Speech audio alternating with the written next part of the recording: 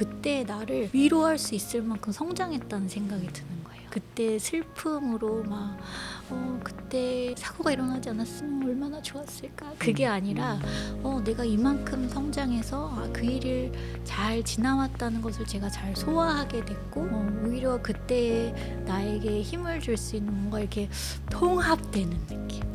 이 사건의 시작과 지금까지의 시간이 통합되는 것 같은 이런 느낌을 얻었어요.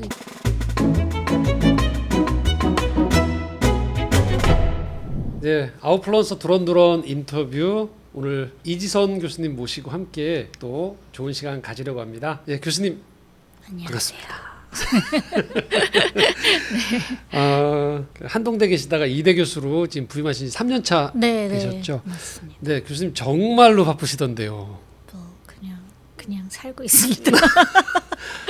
섭외 과정이 너무 힘들었어요. 아니에요. 네, 뭐 국제학술대회부터 시작해서 네, 그렇죠. 학교일도 바쁘시고. 네, 그러기도 하고 이제 지금 방학 중이라 네. 휴가도 껴있고 하니까 아무래도 날짜가 통째로 이렇게 덩어리로 빠져서 뭐 그렇게 바쁜 척 하게 됐네요. 네. 바쁜데 지금 오늘도 지금 저희부터 오후에 촬영하는데 오늘도 지금 교수님 또 오후 일정이 있어가지고 갑자기 급변경해서 저희가 아침에 맞습니다. 하게 될 정도로 너무너무 바쁘신데도 시간 내주셔서 감사합니다, 교수님. 감사합니다.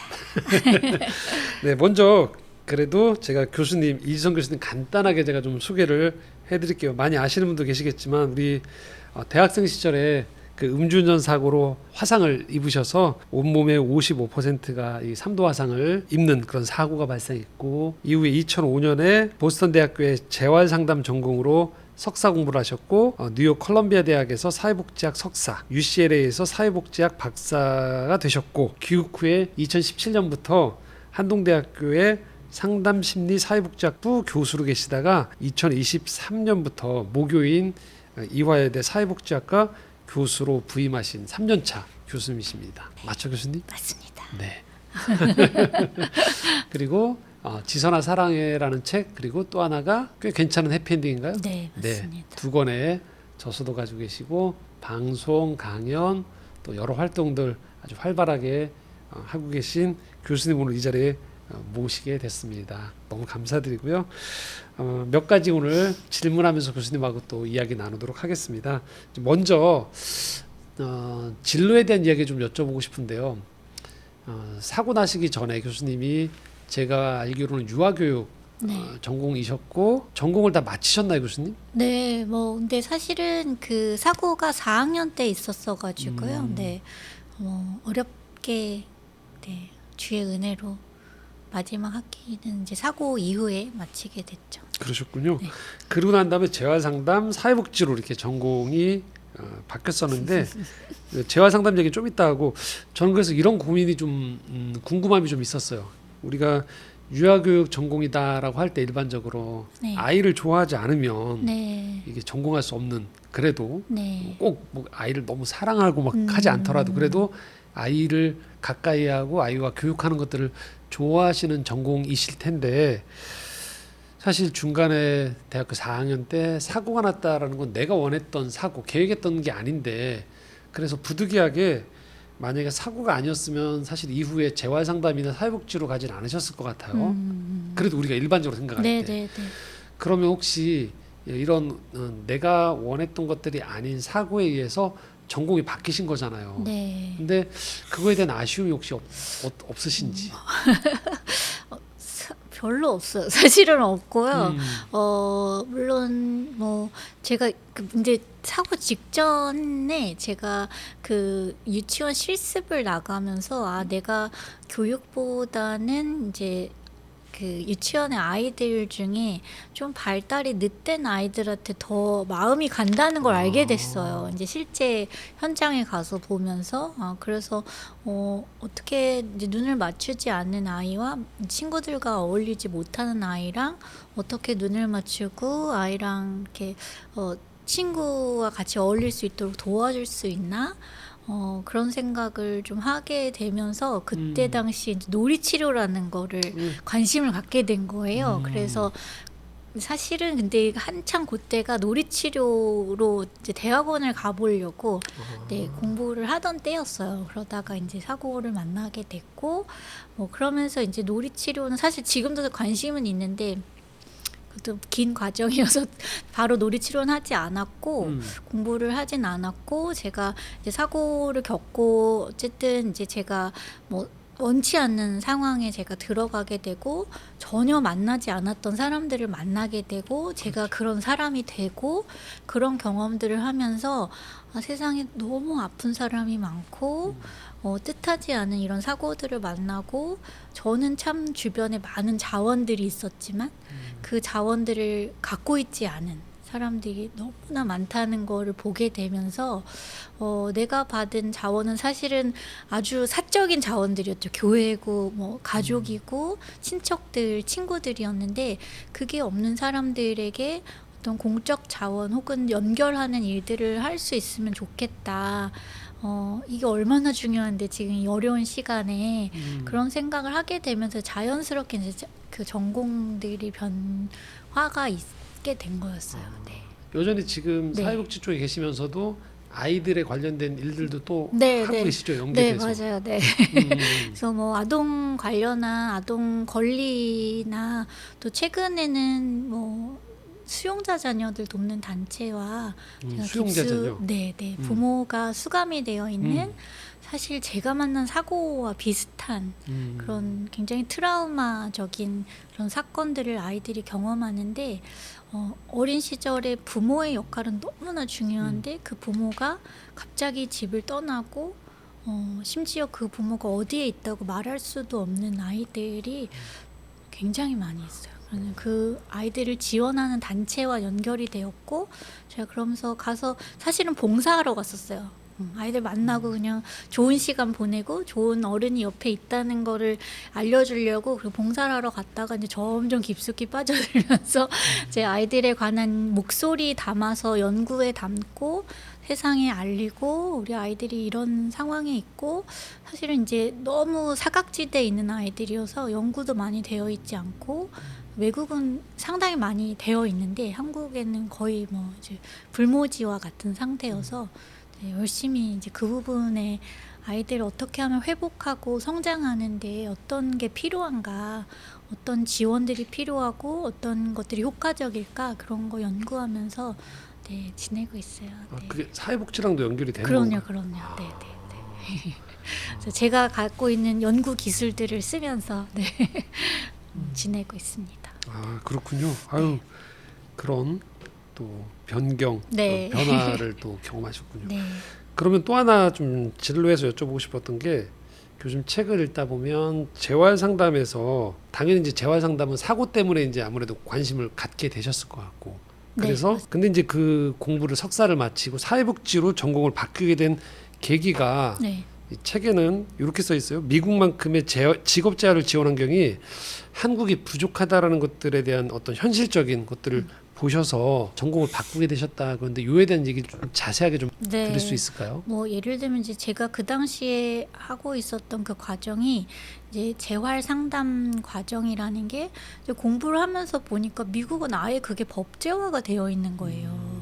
그래서 그런 전문가들을 기르고 석사 수준에서 이 재활 상담가들을 길러내고 그들이 일할 수 있는 현장들이 센터들이 전국에 있고 그리고 장애인들이 뭐 직업을 갖거나 아무튼 내가 재활하고자 할 때 찾아갈 수 있는 센터들이 아주 다양하게 뭐 공적 기관이든 뭐 민간에서 위탁을 받은 기관이든 그 기관들이 굉장히 많이 있는 거예요. 근데 우리나라는 내가 생각해 보니 우리는 그런 법적 제도조차 마련되어 있지. 물론 우리나라에 장애인 고용공단이라는 훌륭한 기관이 있지만 그 기관에서 할 수 있는 영역들과 좀 다르다는 생각을 하게 됐어요. 그 당시에는 지금은 많이 비슷하게 그 일들을 하고 있지만 그래서 그러면서 이제 제도의 시스템에 관심을 갖게 된 거예요. 그래서 어떤 일이 일어나고자 할 때 우리가 한 사람이 도움이 필요할 때 개인의 주변에서 있는 자원들이 없을 때 공적인 자원들이 지원되기 위해서는 사실은 굉장히 시스템적인 구조적인 변화들이 필요하다. 언제까지나 내가 도움이 필요해요 소리 질러서 받는 것이 아니라 사실은 누구나 살면서 어려움들을 겪을 수 있는데 뭐 종류는 다르지만 그 도움들의 공동체적인 우리가 입장에서 누구나 어려움을 겪을 수 있지. 그러니 당신이 지금 어려울 때 우리가 돕고 이렇게 우리가 상호 구조하는 그런 개념으로서의 시스템 마련이 필요한 것들이 참 많이 있더라고요. 그래서 사회복지를 하게 됐어요.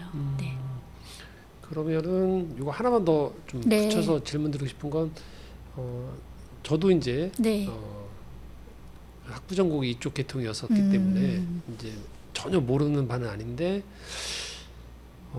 한국과 미국을 비교했을 때 미국이 아무래도 네. 장애인들이 네. 또 장애인 부모들이 살기가 조금 더 좀 수월하죠. 제가 그게 이제 물론 저는 이제 장애인으로서 가서 그러니까 어렸을 때부터 교육을 받은 게 아니어서 사실은 제가 그 공부하면서는 더 많이 알기가 어려웠던 것 같아요. 그냥 이제 책으로 보는 거죠. 그래서 제가 최근에 아이의 장애를 이유로 해외 이민을 결정해서 맞아요. 그렇게 살아가시는 분들의 이 경험들을 이제 연구를 했거든요. 근데 이제 물론 가서도 어려워요. 어려운 경험들이 또 다른 어려움들이 분명히 있지만 저는 되게 큰 차이라고 봤었던 게 아직 연구의 결과를 다 도출한 것은 아니지만 봤었을 때 적어도 우리가 장애인에 대한 인식이 저 사람 어렵고 힘들고 괴로워. 그러니까 우리가 도와야 돼. 당신이 소리 지르면 우리가 도와줄게. 이런 자세가 아닌 거죠. 내가 장애인에 대해서 나도 내 옆에 누가 장애인이 있고 아이가 소리 만약에 자폐 아동이라고 했을 때 아이가 아무 맥락 없이 사실 우리는 이해할 수 없는 맥락에서 소리 지르고 그런 도전적 행동을 했을 때 엄마들은 늘 한국에서 미안했대요. 또 미안하고 죄송하고 막 아이를 숨기기 바쁘고 다른 데 데려 나가기에 바빴는데 미국에 가서 보니 사람들이 그럴 수 있어. 맞아. 자폐 아이는 이럴 수 있어. 맞아. 내 아는 사람 누구도 자폐가 있어. 미안해하지 않아도 돼. 미안해하지 않아도 돼. 라는 말을 계속 들었다는 거예요. 그래서 그게 왜 차이가 날까요? 이 아이는 원래 이런 아이니까. 그러니까 미국이라는 네, 나라가 저는 그게 뭐 여러 가지 이유들이 있겠죠. 그런데 제가 봤을 때 우리가 장애인에 대해서 이야기하고 장애인의 삶에 대해서 그 권리에 대해서 이야기한 역사가 미국은 훨씬 오래된 것 같아요. 타인에 대한 배려 이런 것들이 있어서의 영향이 있을까요? 아니면은 그냥 땅이 넓고 우리나라보다 긴장도가 좀 이렇게 덜 경쟁적이고 그런 복합적이겠죠? 복합적인 이유들이 있겠죠. 있을 텐데 사실은 미국도 장애인에 대해서 권리를 인정하지 않고 뭐 학교를 들어가는 일이나 입학 후에 살아가는 일에 대해서 전혀 배려 없었던 시기도 분명히 있었어요. 근데 그 시기가 저는 우리나라와 비교했을 때 한 3, 40년 전에 이미 그 싸움들을 해왔고 그것들이 이제 자리를 잡아간 상태에서 이제 인식이 사실은 좀 더 뒤에 따라오게 되는데 그래서 우리나라도 이런 싸움들을 계속 해나가고 저나 또 다른 사람들이 계속 이런 이야기들을 했을 때 사람들이 맞아. 나와 똑같은 사람이지. 장애를 가진 사람도 내가 가지고 있는 욕구들과 필요들을 동일하게 가지고 있는 사람이라는 인식, 사실 너무 기본적인 인식인데 그 인식들을 자리 잡기까지 사실 시간이 필요하다는 생각을 하게 됐어요. 그래서 저는 좀 여전히 좀 어려운 부분들이 있어요. 그리고 막 여전히 사람들이 좀 다른 사람들에 대해서 나와 다른 사람, 평범하지 않은 사람들에 대해서 불편한 시선과 호기심과 동정이 같이 막 쏟아지는 것들이 있는데 변화하고 있다고 생각해요. 많은 젊은 유튜버, 장애를 가진 유튜버들이 자기 삶을 공개하고 다르지 않음에 대해서 물론 다르지만 크게 다르지 않음을 똑같은 인간임을 계속적인 이런 노출을 통해서 저는 많은 사람들이 인식이 달라지고 그러다 보면 우리가 지금 지금 좀 전에도 이야기했었지만 우리가 동네에 우리 학교에 특수반이 생기고 아동들이 들어오는 것에 대해서 그렇게 대놓고 반대하는 게 얼마나 부끄러운 일인가에 대한 인식들이 좀 생겨나지 않을까 생각해요. 네. 그리고 제가 알기로는 지금 그러니까 그 밖으로 나오지 않은 장애인들도 상당히 많지 않나요, 우리나라에? 많죠. 집안에 네, 있거나 네, 네, 그렇죠. 네. 이게 많죠. 등록돼 네. 있고 정식으로 이렇게 서비스를 받지 네. 못하거나 네. 사각지대에 있는 장애인들도 꽤 되는 걸로 알고 그렇게 있는데. 계속 추정하고 있죠. 네. 그렇죠. 네. 그러니까 할 일들이 굉장히 앞으로도 네. 많아지겠죠, 저희가. 네. 음. 네, 저는 이제 장애 아동에 대한 장애가 생기고 그걸 받아들이는 이제 개인적인 프로세스들이 있잖아요. 내 아이가 장애가 있다, 혹은 제 친구도 이제 아주 어렸을 때부터 오른쪽 눈에 시각을 잃어서 어쨌든 본인이 장애를 가지고 있음에도 스물 몇 살에 저를 만나기 전까지 장애인 등록을 할 생각을 안 한 거예요. 그걸 부인하고 살았던 게 아닌데, 근데 그게 왜 그러냐, 제가 가만 보니까 장애인 등록을 해도 별 달라질 게 없는 거예요. 왜냐면 내가 이걸 등록을 하면 뭐가 좀 혜택도 있고 나의 불편함들이 편의가 좀 제공이 되고 그걸 당당하게 요구할 수 있는 그런 사회여야 나도 이걸 등록을 하고 도움을 받을 텐데, 그게 별로 도움받을 것도 없는데 굳이 이런 생각이 드는 거예요. 그래서 이제 이런 우리나라의 장애인 등록 제도에서 많은 분들이 좀 등록하지 않는 경우들이, 저는 그런 거부감도, 굳이 필요성도 없고 거부감도 있게 되는 것 같아요. 제도가 중요하다는 얘기 전적으로 네. 동감하고, 혜택도 중요하다는 것도 네. 동감하는 게, 예를 들면 저도 이제 요새 지하철을 타 보면 왜 임산부석이 네. 꼭 그 칸마다 있고, 네. 버스보다는 비교적 그게 더 잘 지켜지는 그런 편이고, 것 그래서 같아요. 누군가 거기 네. 앉으면 네.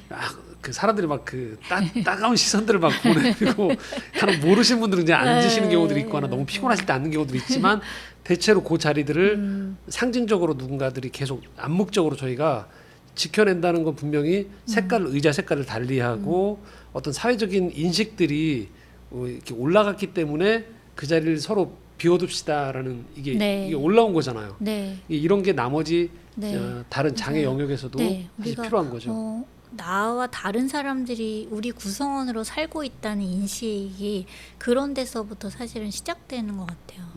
그래서 장애인 주차구역도 저는 마찬가지인 것 같고, 그런 것들이 지켜지는 게, 나 말고 불편한 사람들이 또 있어. 그런 거에 대한 인식, 지금 저희가 비워져 있도록 내 자리는 아니야 라고 생각하는 어떤 시민 의식이 좀, 더 그게 벌금이 주어져서가 아니라, 그게 시민 의식인 것 같아요. 네. 말씀 듣고 보니까 한국 사회가 가지고 있는 이 경쟁, 긴장의 큰 원인 중에 하나가, 네.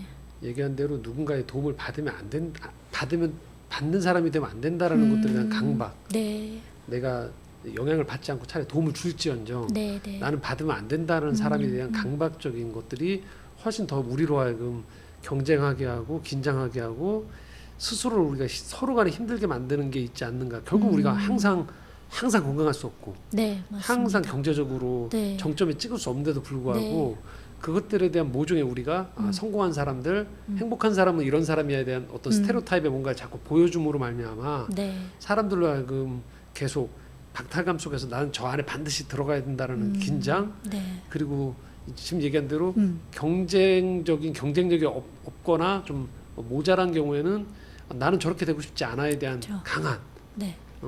것들이 우리로 하여금 더 자꾸 힘들게 네. 만드는 요인도 있지 않은가 싶은 네. 생각이 들어서, 교수님 말씀하신 대로 좀 더불어 살아가는 것들에 대한 좀 의식이, 결국 나한테도 그게 도움이 된다라는 것들에 대한 시각이 좀 필요할 것 같아요. 네, 맞습니다. 이게 그러니까 어쨌든 사회의 주변부로, 그러니까 나락으로 떨어진 것 같은 이제 시간을 보내는 사람들이 다시 이 안으로 돌아올 수 있게 원래 자리를, 그러니까 리해빌리테이션, 그 재활이라는 게 그 의미잖아요. 그래서 내가 있었던 자리로 다시 돌아올 수 있게 해줄 수 있는 이런 사회 구조적인 변화, 지원이 반드시 필요하고, 그거는 사실은 인간이 가질 수 있는 당연한 권리라고 생각해. 우리 사회 안에서 받을 수 있는, 그래서 굉장히 성경적이지 않나요, 이것이? 그럼요. 네. 네, 네, 네. 너무너무 성경적인 네, 얘기인 네. 거죠. 그래서 하나님의 뜻 안에서 사실은 이게 우리가 구성원들을 그렇게 받아들이고 도움이 필요한 쯧쯧쯧의 대상이 아니라 당연한 권리를 지금 누리는 사람이라고 그렇게 바라볼 수 있으면 좋겠어요. 네. 그래서 이쪽에 대한 좀 더 예산, 그다음에 네. 현직에서 일하는 분들의 이쪽 사회복지 쪽 일하는 분들에 대한 처우, 네. 여러 가지 것도 같이 좀 올라갈 필요도 맞습니다. 분명히 있는 거고, 그렇죠. 네, 너무 네. 그것들 우리가 시해 네. 얘기한 대로 뭐 어떤 봉사 개념으로 자꾸 이것들을 네. 이렇게 편제시키다 보니까 네. 당연히 사회 안에서의 음. 지불해야 되는 당연한 비용으로 미리 계산을 하지 않는 성격도 좀 있지 않는가 싶고요. 네, 네, 그렇죠. 맞아요. 뭐 예를 들어서 아까 이제 제가 수용자 자녀 얘기했었는데, 이 아이들에 대해서 이제 뭐 여러 가지 시선들이 있어요. 왜 가해자의 자녀를 돕냐? 네, 그게 굉장히 사실은 그 정서적인 저항감들이 있어서 이 아이들이 계속적으로 이제 이런 사각지대 속에 있을 수밖에 없었던 거거든요. 물론 이제 감추고 싶은 비밀이기도 하지만, 근데 아이들이 그러는 과정 중에 뭐 사회적 비용 잠깐 얘기하셔서 이야기했는데, 아이들이 그렇게 방치되는 시간 속에서 오히려 더 많은 뭐 비행과 정서적인 문제, 또 뭐 학교를 제대로 가지 못하는 문제들이, 그것들이 만들어내는 그 이후에 치러야 할 우리의 사회적 비용 훨씬 크다는 거죠. 그 아이들이 적절한 사회적 도움이 없어서 네. 다시 또 악순환이 반복될 수 있는 거죠. 네, 네. 그래서 이 범죄의 뭐 대물림이라고 하는 것도 마찬가지고, 또 하나 굉장히 중요한 게, 아이들이 그렇게 교도소 바깥에서 정말 평범한 삶을 계속 살아갈 수 있도록 지원을 하는 것이, 사실은 교도소에 있던 부모가 출소했을 때 사실은 재범률이 굉장히 높은데, 우리나라 재범률이 그렇게 낮지 않은데 이 지원을 받았던 아이들의 부모의 재범률은 거의 5분의 1 수준이더라고요. 그래서 이 사회적 비용을 훨씬 더 줄일 수 있는 것들이라는 거죠. 근데 이것과 비슷하게 이제 장애인에 대한 것도 마찬가지라는 거예요. 그래서 장애인의 우리가 돌봄이 꼭 필요한 24시간 돌봄이 필요한 장애인들을 돌봄을 제공하고 인간다운 삶을 살도록 지원했을 때, 사실은 그 가족들이 평범한, 계속 난 평생을 정말 시간과 에너지를 갈아 넣고 가족의 헌신으로 가족이 다 그렇게 정말 그 생활보호 대상자로 나락을 갈 수밖에 없는 그 상태가 아니라, 그 주변에 사는 사람들도 계속적인 일상의 삶을 유지할 수 있도록 돕는 것, 그게 훨씬 더 사회적 비용이 적다는 거죠. 네. 너무 중요한 말씀입니다. 네. 이 질문하고 좀 연계돼서, 네. 그럼 교수님 이제 교육하셔서 대략 한 10년 정도 계셨던 거잖아요. 네. 지금 얘기했던 요 얘기들과 뭐 비슷한 얘기겠지만 조금 더 한번 보셨을 때, 그래도 아직은 학교 현장 위주로 학생들을 가르치는 쪽에 많이 계시긴 하지만, 네. 그럼에도 불구하고 교수님 보셨을 때 왜 미국에서 이런 제도적인 것들이 필요했다라고, 한국이 좀 모자라다고 했는데 한국에서의 진단은 어떠세요? 한국이요? 현재 시점에서 보셨을 현재 때 시점에서 아까 말씀하셨듯이 예전보다는 많이 올라왔잖아요, 분명히. 네. 그럼에도 불구하고 이런 부분들은 조금 더 음. 내가 사회복지과 교수 입장에서 봤을 때 조금 더 갈 길이 멀다 하는 영역들이요. 뭐 다양한 부분들이 있을 텐데요. 뭐 결국은 좀 예산과 연결도 되고요. 사람과도 연관이 있는데, 그러니까 좋은 돌봄, 예를 들어서 돌봄을 이야기했을 때 전 이제 성인 장애인들에 대한 연구들을 계속 하고 있는데 우리가 이제 지금 특수교육은 발전을 하고 이제 꽤 오랜 역사들을 그렇죠. 가지고 있고 정립이 되어 가잖아요. 근데 이제 학교를 졸업하고 난 다음에 이제 성인 장애인들의 갈 곳에 대해서 우리가 이제 그 부분을 저는 제가 관심 있는 분야에 대해서 말씀을 드리면 그 뭐 장애에서도 우리가 24시간 돌봄이 필요한 사람도 있고 조금만 지원이 있으면 일상생활을 충분히 살아갈 수 있는 사람들이 그 스펙트럼이 분명히 있는데 이 사람들을 다 동일하게 하나의 장애로 바라보고 동일한 지원들을 하고 있다는 거죠. 그래서 스펙트럼이 다른데 예를 들어서 조그만 지원만 있으면 직장을 가질 수 있는 사람들이에요. 그랬을 때 이것들을 쪼개고 나누어서 좀 더 개별화된 이 사람들에 대한 지원, 그런 세팅들이 좀 다양하게 필요하다. 그래서 뭐 예를 들어서 우리가 부모 없이 살아가는 자립에 대해서도 마찬가지고요. 그래서 우리가 뭐 공동주택, 공동생활도 있을 수 있겠고 시설도 있을 수 있겠고 자기들끼리 살아가는데 사람 전문가가 사례관리사가 종종 방문해서 살아갈 수 있도록 돕는, 예를 들어서 주거에도 마찬가지인 거죠. 그룹홈이나 이런 데 네, 같이 일하는 이렇게. 것도 마찬가지고 다양한 지원 방식들. 네. 그래서 제가 그 아까 얘기해드린 해외 그 이민 가셨던 장애를 아동을 데리고 키우는 부모님들이 이야기하신 굉장히 중요한 포인트가 외국에 가보니 옵션이 있다는 거예요. 여러 가지 선택지들이 있대요. 교육에서도 내가 이 학교에 가면 이런 서비스를 받을 수 있고 내 아이에 맞게 계속 1:1 지원을 받을 수 있기도 하고 뭐 언어 지원도 받을 수 있고 여러 가지 지원들 선택지 중에 고를 수 있다는 거, 나에게 맞는 걸. 그래서 우리나라도 이제 체계를 만들어 가고 있고 한데 이것들이 이제 다양화, 전문화, 그리고 선택지들을 만들어가는 게 필요하다는 생각이 들어요. 네. 그런 제도적인 것들이 당연히 얘기한 네. 대로 중점이 되어지지 않으면 네. 이걸 개인의 선의에 의해서만 네. 하긴 너무 어려운 거죠, 네, 분명히. 네. 그래서는 안 되고요. 네, 네, 네. 네. 그럼에도 불구하고 또 사실 교수님 같은 경우는 계속 종종 밝히셨듯이 가족, 또 교회, 어떤 또 교수님의 그런 특별한 네. 사연 속에서의 좀 선의의 도움들이 분명히 있었던 것 같고 네, 네. 종종 공개적으로 교수님 그것에 대한 음. 감사, 또 이런 신앙적인 어떤 은혜들을 많이 나누셨는데 어떤 것 같으세요? 실제로 제도는 얘기한 대로 지금 이렇게 가야 되고 주변인들의 도움은 또 당연히 필요한 거겠죠? 그럼요. 사실은 우리가 감동을 받는 순간들은 그런 뜻하지 않은, 당연하지 않은 것으로부터 감동을 받잖아요. 삶의 어떤 변화들 혹은 이제 내가 삶의 뭐 동기를 얻는 것들은 뭐 공적 체계라기보다 실은 그 의도하지 않았던 당연하지 않은 것에 대한 도움을 받았을 때 그 의외의 것에 그 감동을 받게 되는데 그건 대부분 정말 사적인 관계 안에서 그 깊음과 친밀함 안에서 나오게 되는 것 같아요. 그래서 저는 친구가 되는 것, 전혀 의외의 사람들과 친구가 되고 멘토가, 적어도 내가 건강한 어른이라면 그리고 크리스찬이라면 내 가족, 내 아이, 내 부모만 챙기고 돌아보는 것이 아니라 아주 그냥 11조의 개념보다 더 작게 사실은 나의 시간과 에너지의 일부분을 이웃과 나누는 게 되게 중요하다는 생각을 해요. 그래서 그게 뭐 꼭 돈이 아니어도 시간을 나누는 거죠. 그러니까 봉사의 개념이라기보단 친구가 되는 경험을 하는 거예요.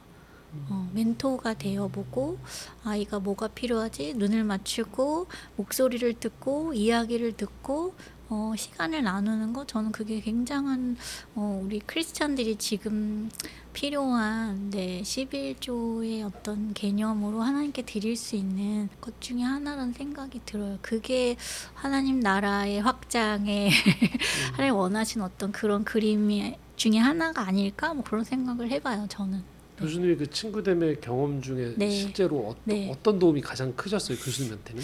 저는 제가 이제 그 수용자 자녀들을 사실은 봉사의 개념으로 갔었다 그랬잖아요. 근데 갔는데 처음에는 아이들이 뭐 중고등학교 특히나 남학생들이 되게 많았어요. 근데 얘네들이 뭐 누가 오든 뭐 그냥 이제 인사만 하고 쭈뼛쭈뼛 해요. 쭈뼛쭈뼛 하고 그냥 같이 뭐 한강에 가서 피크닉하고 같이 영화 보고 뭐 공연도 보러 가고 공예 만드는 데도 가고 그런 일들을 했어요. 맛집에도 가고. 근데 그냥 저는 그냥 따라다녔어요, 사실은. 네. 그렇다고 얘네들이랑 내가 막 엄청 친밀해진 느낌도 없이 그렇게 1년을 지났는데 한 아이가 마지막 연말에 시를 썼는데 우리가 처음 만났을 때에 사실은 그때가 봄이었는데 우리의 사이는 겨울처럼 차갑고 뭔가 이 서늘한 느낌이었는데 이제 겨울이 돼서 이 1년의 모임을 끝날 때 우리의 사이가 봄처럼 그렇게 따뜻해졌다 이렇게 표현을 하는 거예요. 정말 말 한마디 없었던 중2 남학생이. 그러고 보니 맞네. 제가 돌아오면서 아이들이 내가 사랑하고 저도 또 사랑을 받았더라고요. 그 1년의 시간을 지나면서 아이들이 얼굴을 알고 눈빛을 알고 이름을 알고 우리가 서로 어려울 때 연락할 수 있는 사람이 되어준다는 것. 그래서 제가 되게 진짜 제가 봄처럼 막 이렇게 소생이 되고 있던 생각이 드는 거예요. 저도 뭐 정서적으로 좀 어려운 시기를 겪었던 때예요, 그때가. 근데 굉장히 다운되고 막 이렇게 그래 이렇게 살다 늙는 거겠지 막 이렇게 그런 생각이 한참 들 때였는데 아이들이 그 사랑을 받으면서 다시 되게 이렇게 사랑받는다는 건 이런 거구나, 사랑한다는 건 이런 거구나. 예, 그래서 전혀 모르는 타인과 사랑하는 것, 진짜 이웃 사랑이 어떤 건지, 그게 하나님 하라고 하셨으니까 하는 게 아니라 그게 하나님 내가 이웃을 사랑함으로써 내가 다시 살게 되는 그런 경험이 있구나 이렇게 알게 돼서 그래서 점점 깊이 들어가서 네 그러고 있어요. 네. 제가 작년에 봤던 영화 중에 인상 깊었던 영화 중에 하나가 사회적 참사를 경험하셨던 세월호, 대구 지하철 참사, 뭐 시랜드 네. 이 유족들이 연결이 되시더라고요. 그래서 그분들이 공통적으로 고백하는 게 내가 이 사건을 경험하기 전에는 보지 못했던 세계가 이 사건을 통해서 열리면서 또 다른 사람들과 이 슬픔을 당했지만 그 사람들과 연결되어져서 이게 쭉 사회적으로 그분들 나름의 사회적 연대 또 어떤 지금 교수님 표현으로 치면 친구됨이라까지 좀 너무 많이 나갔지만 여하튼 그런 모종의 일반적인 그 또래의 우정과는 다른 의미의 그 연대가 생기는 걸 봤었거든요. 그런 의미도 포함되는 거겠죠. 네, 그런 것 같아요. 그게 이제 이게 어떤 슬픔을 큰 어떤 위기들을 겪은 사람들이 그것을 회복하고 성장하는 과정 중에 나타나는 이제 아주 좋은 특징 중에 하나가 나와는 종류는 다를지라도 비슷한 경험을 한 사람들에게 굉장히 빠르게 이렇게 커넥이 되는 거예요. 네, 저는 그 표현을 다른 어떤 분이 쓰신 그 웹툰이었어요. 그 그림에서 발견했는데 그분도 이제 암을 겪으면서 회복하고 지나가는 과정 중에 그 얼마나 젊은 나이에 암을 겪으면서 그러면서 지나오는데 나와 종류도 다른 암이고 다른 종류의 병이고 혹은 다른 종류의 사건을 경험한 사람들에게 내 모습이 보이는 거예요. 그 사람의 가족에게서 내 엄마의 모습이 보이고 내 아버지의 모습이 겹쳐지면서 사실은 마음이 금방 연결이 되는 것 같아요. 그래서 더 시간을 내고 마음을 나누고 이웃됨을 경험하게 되는 것 같더라고요. 그러니까 이런 아픔이나 슬픔이 왜 성경 예수님이 누구든지 내 아버지의 뜻대로 행하는 자가 내 형제요 자매다라고 얘기하는 것처럼 가족의 개념이 확장되어지는 것처럼 한편으로는 우리가 얘기했듯이 장애나 재난 이런 경험하지 않으면 제일 좋지만 맞아요. 이것들이 발생했을 때 이로 인해서 또 다른 문이 열리면서 이전에는 경험하지 못했던 또 다른 관계들이나 세계가 열리는 거죠. 네, 그런 것 같습니다. 그런 경험을 하고 계신 거고. 그런 것 같아요. 네. 그러면 교수님, 이 얘기를 또 한 번 더 연결해서 해보면 교수님이 많이 재작년인가요? 유튜브 처음 시작하신다고 하셨을 때 이따가도 얘기하겠지만 유튜브 얘기 그때 처음 뵀을 때 외상 후 스트레스에 대한 관심이 전 많습니다라는 네. 얘기 하셨었거든요. 아, 네. 그리고 종종 그래서 외상 후 성장 네. 이런 개념들을 얘기하신단 네, 말이죠. 네. 이 개념 혹시 이 방송 보시는 분들을 위해서 좀 정리를 한번 해주시고 네, 이 얘기 좀 했으면 좋겠는데 네, 왜냐하면 제가 외상 후 성장 얘기하면서 교수님 그 페이스북에 올 봄에 쓰셨던 글 중에 되게 뭉클했던 글이 좀 있었어요. 뭐였죠? 도서관에 아, 네. 가셨는데 네. 그 이화여대 네. 중앙도서관에 가셨는데 잊고 있었던 것 같지만 25년 전에 네.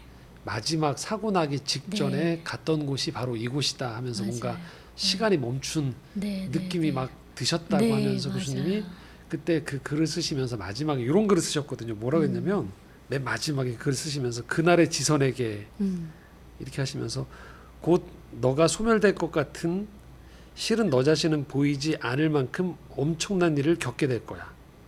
그런데 다 괜찮아질 거야. 다 괜찮아질 거야. 살게 될 거고 사라질 거고 또 살만하다. 살길 잘했다 할 거야. 그러면서 해시태그로 안녕 이지선 이렇게 안녕 이지선 이거예요.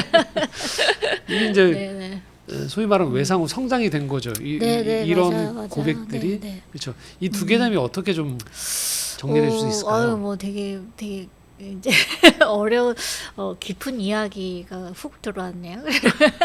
사실 제가 그 글을 써 되게 많이 울었어가지고, 네, 제가 또 이렇게 목사님 읽어주시는데, 맞아요. 그 순간이 또 이렇게 떠오르네요. 그 외상 후 성장이라는 건 이제 뭐 종류는 다르지만 사실은 우리가 트라우마, 외상이라고 하는 게 예기치 않아서 막을 수 없었던, 통제할 수 없었던 어떤 일로 인해서 우리의 마음에 이제 보호막이 찢어져 버리는. 근데 그게 어떤 한순간의 어떤 사건이기도 하고 아주 오랫동안 상처받은 일이기도 하겠죠. 외상 후 스트레스가 네, 그러니까 그렇게 외상 뭐 나쁜 일이라고 하죠. 나쁜 일, 트라우마. 우리가 상처받는 어떤 사건들을 경험하고 나면 되게 나쁜 반응들이 나요. 제가 이제 설명하는 비유로 항상 얘기하는 게 우리 피부가 찢어지면 거기에 진물나고 피나고 딱지 않는 시간을 겪는 것처럼 그 다음에 이제 굉장히 나쁜 반응들이 일어나요. 막 과도하게 경계하거나 숨고 싶거나 그 일이 없었던 것처럼 인정하지 않게 되거나 뭐 우울감에 빠지고 그런 나쁜 반응들이 이제 막 일어나는데 그런 과정을 거치는 중에 신기하게도 사람들에게 어떤 긍정적인 변화들이 동시에 일어난다는 거예요. 이제 뭐 누구에게나 항상 일어나는 것은 아니지만 퇴행하는 경우도 있을 거 아니에요. 그렇죠. 네. 그렇죠. 그리고 시간도 다 다르고 그 걸리는 시간도 다르고 과정도 다르지만 어느 정도의 회복 기간을 지나는 그 중에 어떤 부분들은 전에 못 봤던 것들을 보게 되기도 하고 그릇이 커진 것 같은 느낌을 받기도 하고 새로운 것 세상이 열리기도 하고 관계가 열리기도 하고 그러니까 그 전의 수준으로 그냥 돌아가는 게 아니라 성장의 개념 그 아주 긍정적인 변화들이 분명히 있더라는 거죠. 그래서 그 이제 스트레스가 주는 이 나쁜 것 이면에 있는 좋은 것들이 분명히 있고 근데 사실은 우리가 그런 것들을 캐치하지 못하고 지나갈 때도 참 많이 있고 그게 나에게 성장이구나 라고 이렇게 내가 깨달음으로 인해서 내게 나쁜 일이 있었지만 그 이후에 내가 좋은 것도 얻었네. 사실은 모든 게 흑백은 아니잖아요. 하나님의 우리가 어려움들 성경 속에 많은 어려움들을 겪는 사람들이 나오지만 그 이면 속에 가진 하나님의 뜻이 있고 그것을 이루어가는 과정들이 보여지는 것처럼 우리 인간의 이 삶에도 심지어 하나님을 모르고 사는 사람들의 삶 가운데도 100% 나쁜 일, 100% 나쁜 결과만 있는 것이 아니다. 그러니까 이 일이 좋은 일이 될 수는 없지만 우리가 적어도 그 일이 일어난 이후에 좋은 것들을 발견해내기도 하더라. 굉장히 희망적인 거예요. 근데 그게 대부분 뭐 지나가면서 그래 아유 맞아 이런 것도 있네 뭐 이렇게 지나가는 것이 아니라 그 성장이 그렇게 계속 우리가 뭐랄까요 계속 확인되고 깨달아지고 그것을 이야기하고 표현하고 하는 과정 중에 더 많은 것들이 그것들이 좋은 씨앗이 되어서 더 많은 성장들을 이루어가는 것 같더라고요. 그래서 그런 면에서 제가 이제 아까 얘기하셨던 그 도서관 장면이 이제 사고 이후 이제 처음 간 날에 이제 제가 25년 경험한 만에. 네네 딱 그래서 아 이 자리였구나 하면서 그 도서관 어딘가 사고 직전에 1시간도 남지 않은 저의 모습을 본 것 같은 그런 이제 제가 얼어붙는 경험을 하게 된 거예요. 근데 이제 그게 뭘까? 이제 이렇게 한참 지나서 제가 이제 그 글을 쓰게 됐는데 그 과정들을 계속 이제 떠올리고 뭐 그렇게 큰 슬픔은 아닌데 나는 왜 그때 얼어붙었을까? 이제 이런 생각을 하게 되면서 이제 수많은 과정들 중에 제가 계속 이제 이 사고와 헤어졌다고 이야기해요. 사고를 만났지만 헤어졌다. 맞아. 당했다가 네, 아니고 당한 헤어졌다. 것이 아니라 내가 당한 사람으로 살지 않았고 피해를 입었지만 얻은 것도 많다. 그래서 내가 이것을 만났지만 헤어진 사람으로 살고 있다 하면서 그때 사고 직전에 저를 이제 만난 거죠. 근데 그때 제가 그때 뭘 경험해 아마 목사님 그런 의미로 읽어주신 것 같은데 내가 이만큼 시간이 흘러서 그때 나를 위로할 수 있을 만큼 성장했다는 생각이 드는 거예요. 그때 슬픔으로 막 그때 사고가 일어나지 않았으면 얼마나 좋았을까 그게 아니라 내가 이만큼 성장해서 그 일을 잘 지나왔다는 것을 제가 잘 소화하게 됐고 오히려 그때 나에게 힘을 줄 수 있는 뭔가 이렇게 뭐랄까요 이렇게 통합되는 느낌 이 사건의 시작과 지금까지의 시간이 통합되는 것 같은 이런 느낌을 얻었어요. 그래서 이게 그러니까 우리가 이렇게 나쁜 일을 겪고 나면 나에 대한 생각도 혹은 남에 대한 생각도 뭐 인생에 대한 생각, 이 세계에 대한 생각을 부정적으로 할 수밖에 없게 되거든요. 되게 자연스러운 일이잖아요, 그게. 근데 이런 시간들을 겪는 사람들이 외상후 성장의 편에 서서 그렇게 가고자 지향점을 거기에 둔 사람들이 이 좀 부정적인 인식들을 새로운 것으로 바라보게 되고 새로운 시각들을 갖게 되는 것 같아요. 좀 그게 그래서 외상후 성장의 어떤 한 부분 축이라는 생각을 하게 됩니다. 그걸 도와주는 단체들이나 네. 이쪽으로니까. 네네 도움이 필요하고요. 그게 때때로 뭐 그 도움이 전적으로 뭐 평생을 가지 않더라도 저는 때때로 하나님께서 우리에게 붙여주시는 사람들이 있고 또 단체들이 있고 우리가 뭐 상담을 받을 수도 있고요. 내가 글을 쓸 수도 있고 교회일 수도 있고요. 그런 도움들을 받으면서 자기 성찰들을 들여다보고 좋은 것들을 발견해내고 그것들을 기억하고 표현하고 칭찬도 하고 자신에 대해서 그런 과정들이 꼭 필요하더라고요. 그거 좀 여쭤보려고 했는데 네. 딱 그 얘기하시는데 가끔 그래서 네. 내가 나를 봤을 때 네. 항상 만족스럽진 않겠지만 그럼요.